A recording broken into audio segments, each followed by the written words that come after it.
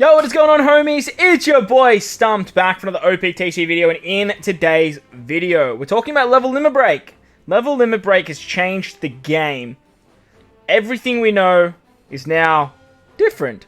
All characters go up to level 150. Some characters have better abilities, like V1 Shanks, Buggy, Sengoku. Some of those older legends have now become good. But what about free-to-play characters? And in today's video, I'm going to run through a bunch of free-to-play characters that you guys can pick up, you guys can farm from different areas, and what characters I think are very, very good and worth focusing on first. Now, I do want to put a disclaimer here. I don't recommend getting these characters to level 150. That takes way too many resources. I don't recommend getting them to the max level 150 unless you want to. That's up to you, but I don't recommend doing that. In today's video, I'm talking about what characters I think are worth farming up the dupes for, so that way you can actually have them ready if you need them in that particular circumstance. So, we're going to look at clash units, we're going to look at Coliseum and Arena units, we're going to look at ambush and event units, we're going to look at some Kizuna units, some treasure map units, and even some PvP units as well. But all these characters are free to play. I'm going to talk to you guys about why I think that they are worth farming first, but ideally if you want to just basically farm every character in your box and then put the characters in there. But these ones here are the specific ones that I have sort of chosen, and we do have about 80 characters today that we are going to quickly run through, so I'm going to do my best to do as quickly as possible. But if you are enjoying the level limit break content, make sure to belt the like button for me. If you're new to the channel, hit that big red subscribe button. If you haven't done so already, what are you doing? Like 50% of you, 5% of you guys haven't subscribed. I know you're there, I know you're watching. Hit the subscribe button for me. Helps me out a great deal. We upload a lot of OPTC content, and if you like it, hit the sub button. Don't forget to hit the bell notification if you do want to be notified. And with that said, let's dive into the video. Alright, so I broke the tier list into a bunch of tiers, just sort of breaking down where you can actually get these characters from. The top two tiers being Clash and Coliseum / Arena. I do think these are probably the most valuable, and Ambush or Event. These are the most valuable tiers because you can farm these characters up for free. They just use stamina, and that's your way to get your hands on the 9 copies that you will need to unlock their max level limit break. If we go down to the bottom half, though, we have Kizuna, Treasure Map, and PvP. Kizuna might be a bit of an exception because, like, the Kizuna insignias, you're not really spending them on anything else. But for stuff like Treasure Map blue tickets, as well as the PvP tickets, these characters here are going to take a little bit more, because I do think that using your Treasure Map blue tickets on stuff like limit break materials can be more valuable, as well as the PvP tickets. Leveling up your Gather Islands can be way more accessible too. But I have included these characters because they are very, very good. And I'm going to talk about what each character does and why I think they're deserving to be on this list. These Clash Zoro, phenomenal unit for Driven and Slasher teams. He's a 2x color affinity booster.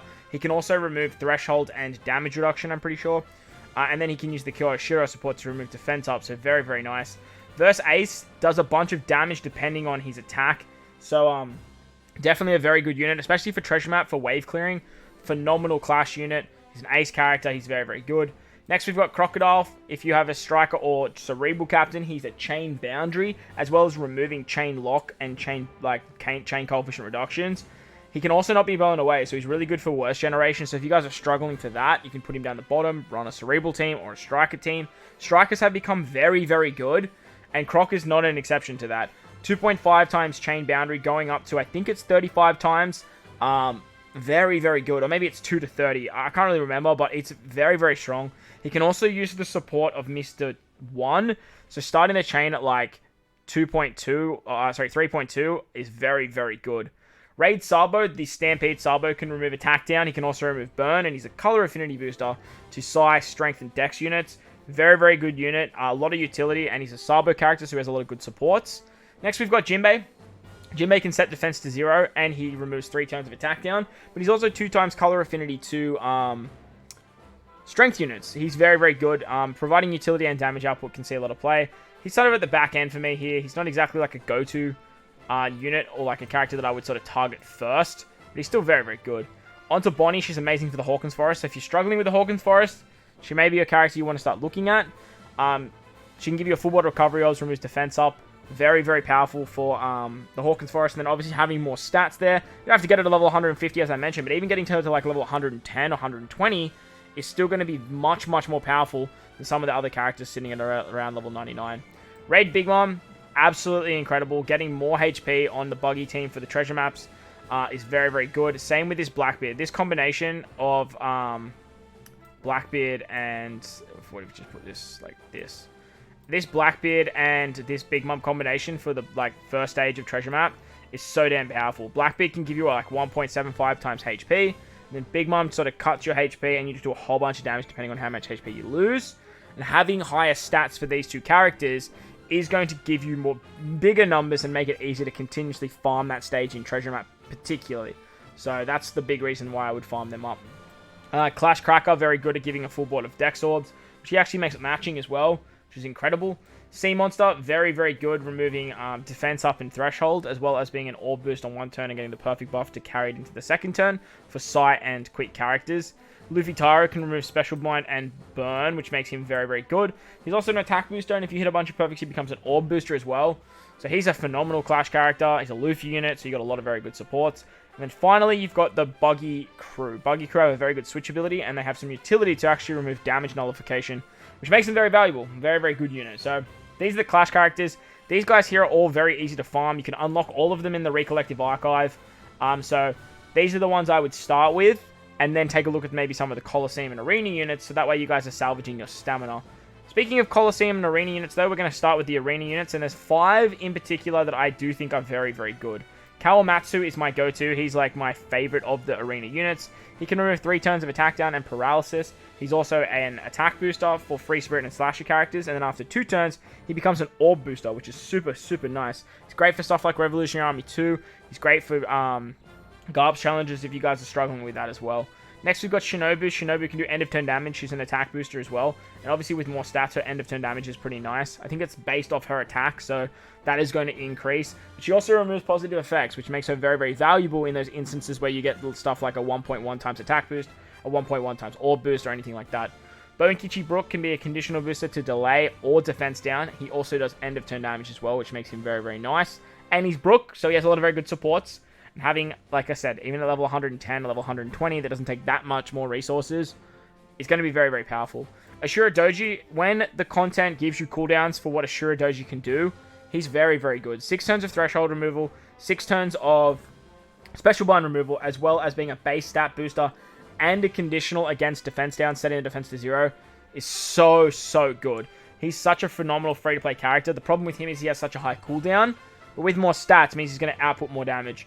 Finally, we have Caesar, who does damage based off his attack. Very, very, very good arena unit and great for stuff like Treasure Map. He can also poison as well, which is phenomenal, and he has double special activation. So if you haven't finished off Caesar, now's the time to do it.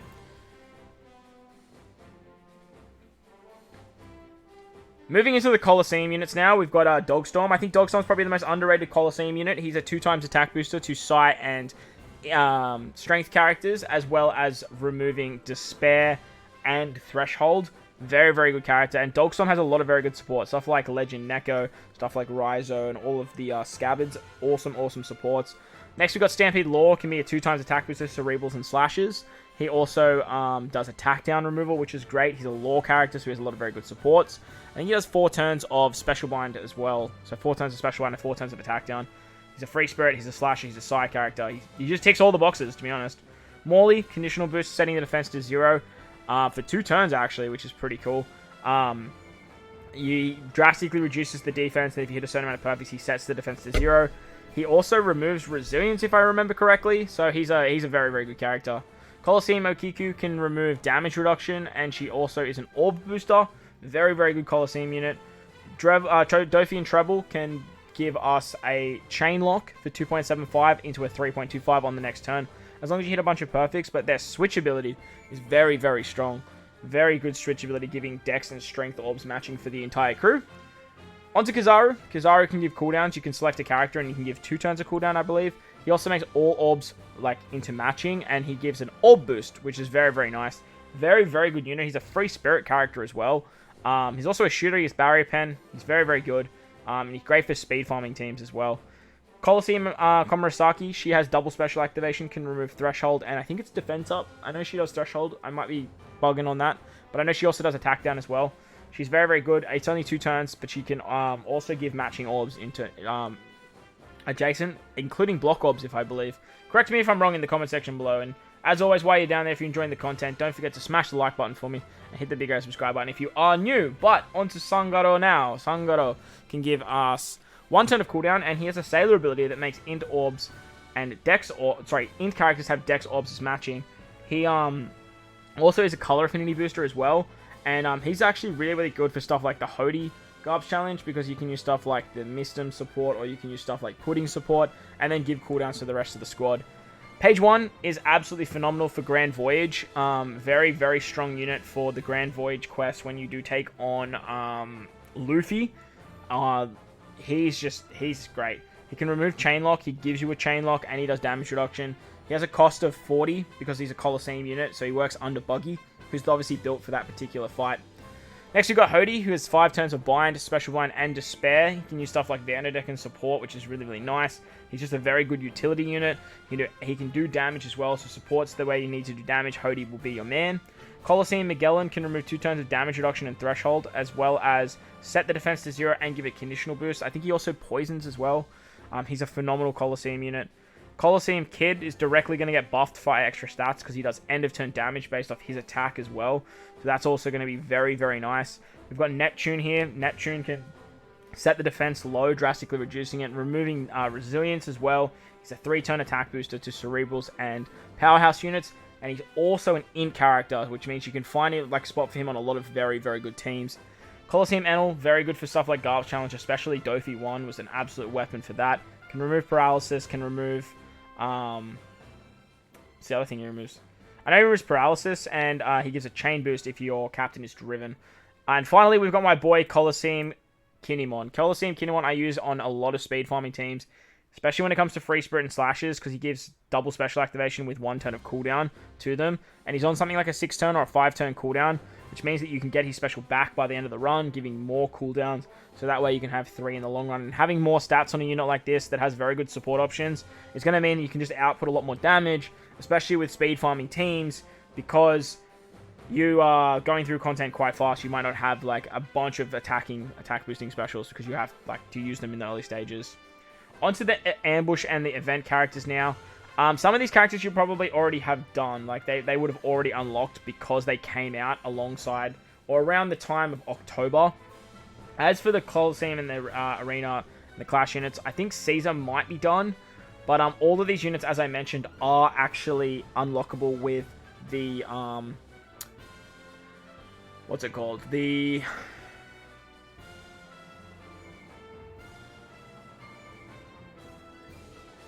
Recollective Archive. With the Recollective Archive, you can unlock all of these quests. Obviously, you won't be able to do them all the time, but if you are looking for stuff to farm and you are looking for stuff to do, like I mentioned at the start of the video, these are the characters that I would prioritize first because I can see them being useful in particular situations. As for the ambush and event characters, Big Mom should already be done. So should Morgan's. I think both of them would already be unlocked, but if you are a newer player and you haven't done so already, these characters I would unlock and get them done. Morgan's is actually really good, as well as Lin. This Lin especially is so damn powerful. She gives you a full board of either Semler, Super Bomb, or Wano Orbs, which obviously can't be removed. And she's an Orb booster, then you can lock the slots and you can use them. She was really good for the category event that's out at the moment. This Zora can set the defense to 0 as well. He removes paralysis, I believe. And he does something else. He's been out for a very long time, but he's quite a good character. He's also Powerhouse, as well as Slasher, which means you can put him on a lot of good teams. And then obviously we had the best free-to-play unit for a very long time. That was Ambush Lin. Ambush Lin obviously isn't available at the moment, but when the ambushes come back, whether it's Lin or Shanks or Wipe, it doesn't matter which one it is, I would just farm them up, because they don't come around very often, and once they do, it's the only time you can actually get your hands on the copies of those units. So when Lin comes back, she's probably the priority, then maybe Sengoku, he's okay. Shanks is okay as well. Whitebeard's kind of sucky, but like I said, because they are kind of exclusive to that time when they come out, same with Cavendish, he sucks. But once they do come back, I would sort of try and grab the 9 copies, just to sort of max them out, just in case you ever do need them.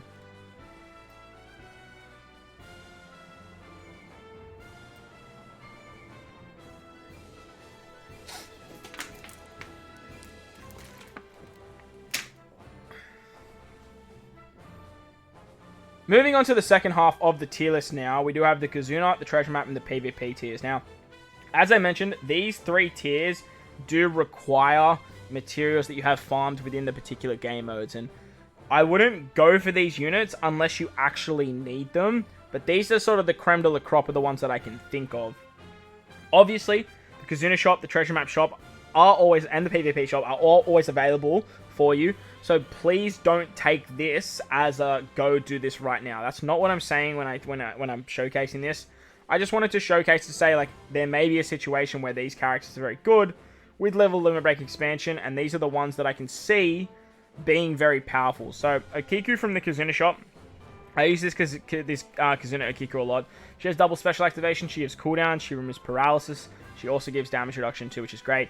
This kid can do end of turn damage based on his attack, so that's an option for you guys if you need that end of turn damage, or if you're doing no stall teams and you just need a bit more stats, then kid is going to be the man if you have him on the team.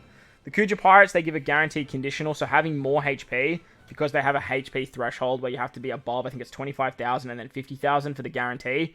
Having more HP is going to be worthwhile for them. Luffy and Boa, very, very good free-to-play character. 2.5 times color affinity, I think, for Int and Sai.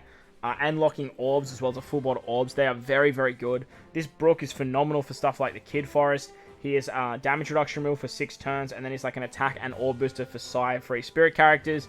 Kizuna Buggy has great utility with Bind, Despair, and Paralysis, and a full border orbs through block orbs if your captain is free spirit. This Ivankov should be done. He came out around October-ish, so he should already be done, but for newer players, he can be quite good. Marco and Ace can get around stun. 2.75 times attack boost to strength is nothing to scoff at. Giving them more recovery stats is obviously going to give them more healing once they take the damage. Like, they deal a bunch of damage and then you heal back. So the more recovery you have on them, the more healing they'll have. So they're directly getting buffed from the stats. The Krieg Pirates, they should be done, but they've got good utility and they're a 5+. Any of the 5+, which is all of these characters here, besides you actually, but you should be done anyway. Zoro and Sanji. If you haven't done Zoro Sanji, definitely get them done. They're a phenomenal free-to-play character. Orochi, Blackbeard, Jack, and Olin should all be finished, as they came out around the announcement of the merging Sugo Fest, which is around the time they did backpay us. So all these characters should be done, but all of them are very, very good. The 5+, they are all very, very, very, very good units, and they're definitely worth the investment. Big Mom, Jack, Blackbeard. Those three in particular are the ones that I use the most. Orochi can be good, especially with the Honor with Vanshu. Don Krieg and Jin have their moments, and obviously Kuja, being an attack booster as well as a conditional boost, can be very powerful too. But that's the Kizuna units. Kizuna insignias are pretty easy to come across, so like these characters are going to be a lot easier to max out than what the treasure map characters are, as I like to use my treasure map tickets on limit break materials. But let's take a look at the treasure map characters that I do think are the best of the best, and why I do believe so. Tashigi is the first one we're going to talk about. She should be done, but she's amazing for the Axe Hand Morgan fight. The Grand Voyage Axe Hand Morgan, she's basically essential, and having her at level 150 is an absolute must. So getting her done is probably something that you're going to have to do, so bite the bullet. This Luffy, one of the best free-to-play characters in the game, 2 times attack boost, special bind removal, attack down removal, full border orbs, absolutely phenomenal, but I do think he is finished as well. And I do think this Kaido is also finished as well, if you did play the treasure map when they actually got released. This Kaido, it directly is like a self-sufficient attack booster and orb booster, giving himself a Wano slot. So giving him more stats is going to directly help him, in the sense that he's doing all of the damage for you. As for the rest of these characters, they did come out quite a long time ago, so these are the ones that we want to look at in terms of picking up some more dupes. We're just getting the 9 copies to actually max level limit break them. This Luffy can remove attack down, as well as paralysis, I believe, or despair. Might be despair. He also gives a 2 times orb boost, which makes him very, very good. He's a Luffy unit. He came out on anniversary last year, actually. And was it last year or was it the year before that? It might have been the year before that. Yeah, Koala was last year's anniversary. It might have been the year before that. And he was just absolutely phenomenal. And still is, honestly. He's still very, very good. Sakazuki, Borsalino, their switchability is still really, really strong. I use this unit religiously, especially for speed farming, because they can just tear through stages. They were really, really, really good for the level 4 Grand Voyage as well. So there's also that option for you if you need more stats there. Robbie's got a great special for Special Bind, as well as paralysis removal. Treasure map, Zoro, the Mugiwara 56 one is very, very good because he can remove Threshold for 6 turns. He can be an attack booster and an orb booster as well to Sai and Free Spirits, very similar to this Brook. Shiryu, great in terms of color affinity. He also removes attack down for 4 turns. Very, very good. He has a very good support too. So if you haven't done this Shiryu, definitely at least get his support done because he's phenomenal. This Jinbei can remove like 7 turns of Special Blind, and he removes like 7 turns of Paralysis, I think. He's also Color Affinity to Psi and Strength units. Very, very good. Unfortunately, he doesn't have Fear, he has Ship Bind, but he's still a very good unit. Reiju, amazing for Dofu 2. If you're struggling with Dofu 2, get this Reiju done. She's great because fighters are on the rise with stuff like Marco being released into the game, as well as Big Mom being a int-based captain.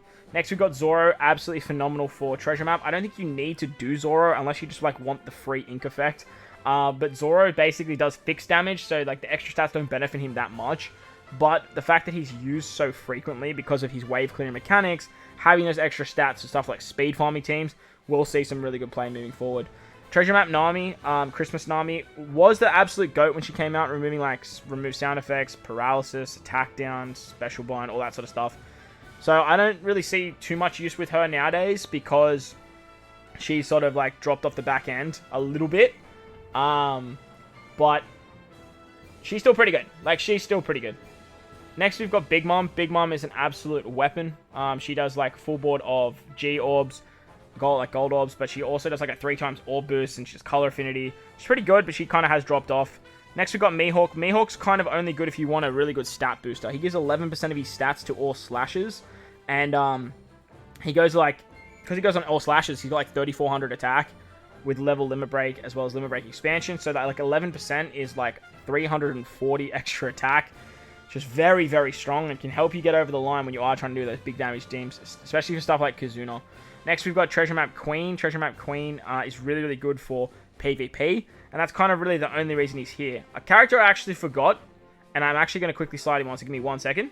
So after like looking at Queen and remembering how good Queen is in PvP, again, I don't know if I would like recommend like investing in characters for PvP, but if you are looking for some really good quick options, well, Quick have some really good free-to-play PvP options, and Bellamy and Ivankov are the 2 characters that I actually forgot. So Ivankov, obviously being a Clash character, is really, really good for PvP. So if you want to invest in Ivankov for your quick team, he's going to be really good.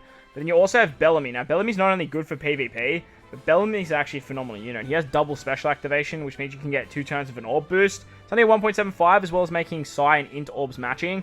But Bellamy's just really, really good. And I definitely would do Bellamy. He's one of these units I use a lot, because he's also a driven character as well, and a fighter. But like, he finds a lot of way on stuff like Versa Kainu teams and King teams and stuff like that as well. So very, very good unit. But like I was saying with Queen, the reason I had them on the sort of like on my mind was actually for PvP. Finally, the PvP characters, we have Ace, Blackbeard, Hody, Perona, and Moria, as well as Ryuma. Now, these guys here are all very, very strong.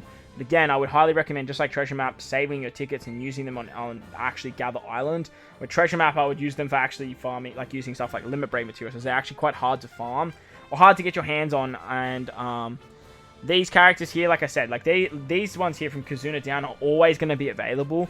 So just pick the characters up when you need those extra stats, or if you need to. And like I said, like with this tier list here, like these are sort of characters that I would recommend either farming up, putting the dupes in, and just staying at level 99.